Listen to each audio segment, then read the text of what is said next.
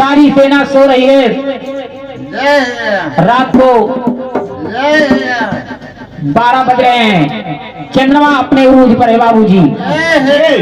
श्री रामचंद्र मर्यादा पुरुषोत्तम की नींद खुलती है, देखते हैं कि लखन ने धनुष पे बाण रखे हुए हैं और बोल पड़े कि लक्ष्मण सारी सेना सो रही, आप क्यों जग रहे हैं? सवाल कर दिए। कहा कि धनुष पे काहे ढैला तिरिया, ढैला ढैला ढैला धनुष पे काहे ढैला तिरिया, धनुष पे काहे ढैला तिरिया, ढैला ढैला धनुष पे काहे ढैला तिरिया,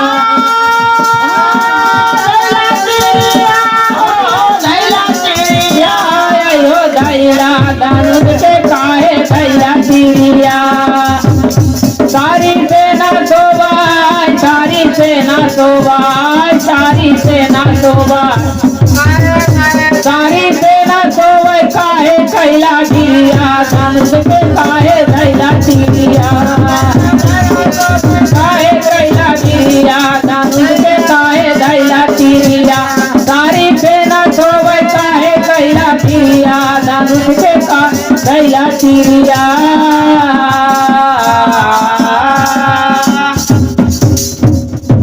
बोले सारी सेना सो रही है और आप क्यों जग रहे हैं? तो लक्ष्मण ने कहा, क्या कहा?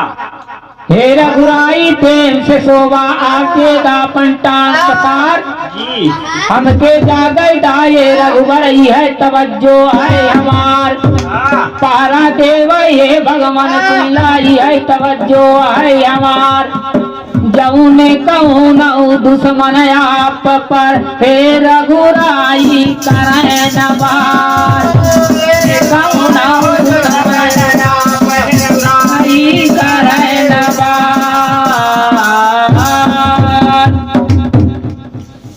कहा कि प्रभु आप जाकर सोइए ताकि कोई दुश्मन आप पर वार न कर सके, इसलिए मैं जग रहा हूँ। बोले कि दुश्मन, हमारे दल में दुश्मन कौन है? बोले हमारे दल में 4 दुश्मन हैं। बोले 4 दुश्मन हमारे दल में कौन है?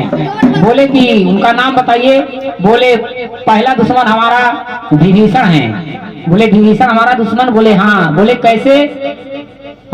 बोले कि आपने उनके भाई को मार डाला तो उन्होंने सोचा कि कहीं हमारे भाई को मार डाला और उनके मन में बदले की आग लगे और रात में घात कर दे तो। बोले ओहो लक्ष्मण, विभीषण मेरे दुश्मन है? बोले हाँ। कहीं दूसरा दुश्मन कहीं अंगद, कहीं की कैसे? कहीं उनके बाप को आपने तार की ओर से मारा है तो कहीं उनको लगे कि मेरे पिताजी को मार डाला और कहीं आपके साथ घात कर दे तो। बोले ऐसी बात है। बोले कि तीसरा दुश्मन? बोले कि तीसरा दुश्मन आपके हैं जावंत विभीषण। और बोले चौथा दुश्मन? बोले बजरंगबली। बोले कैसे? कहीं की अंजनी मतरिया के कलंक लगाई दिहला, भैले बजरंगी बलवान हो।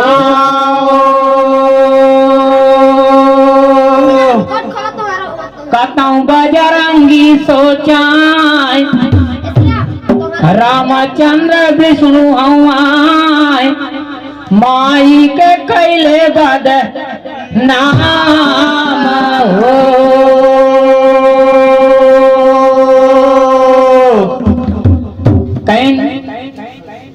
बजरंगबली को माँ को आपने बदनाम किया और अच्छी तरह से जानते हैं कि विष्णु अवतार में आपका जन्म श्री रामचंद्र मर्यादा पुरुषोत्तम बनकर आए हैं। और एक बात उनके मन में कहीं जग गई और रात को सोते में एक गदर चभक ने धमका कर ऐसी ये बात है कहीं हाँ कहीं की हाँ भैया जी आप जाकर सो जाइए हम देख रहे हैं। कहीं की लाइट नहीं आती है, लाइट नहीं चलती, लाइट नहीं चला। कहीं ऐसी बात है, कहीं हाँ तो कहीं नहीं। साथ में सो मैं दुश्मन चार,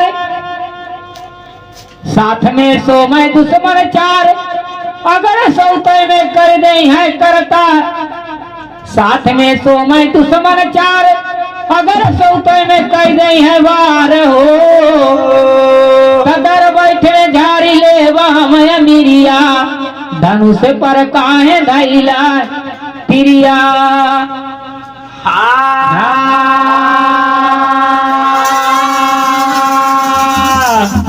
बाबूजी ये हम हैं ठाकुर एंड पार्टी श्री राम ढोल मास्टर, छोटी सी टीम है, भूल हो जाए तो माफ करेंगे। और कहा कि ऐसी बात है कहीं हाँ, फिर आप जाकर सो जाइए।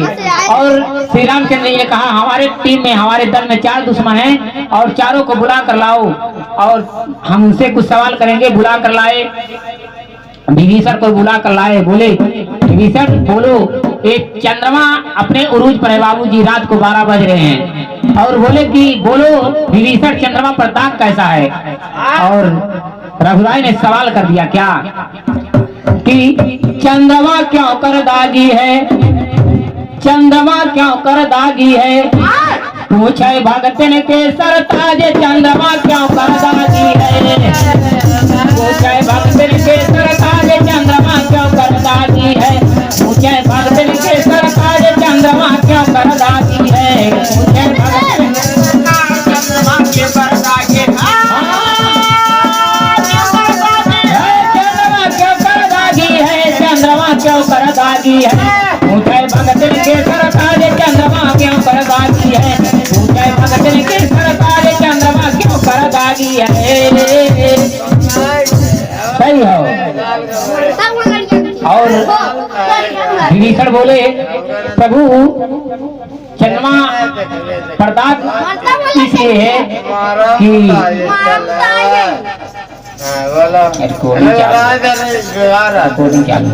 और कहा कि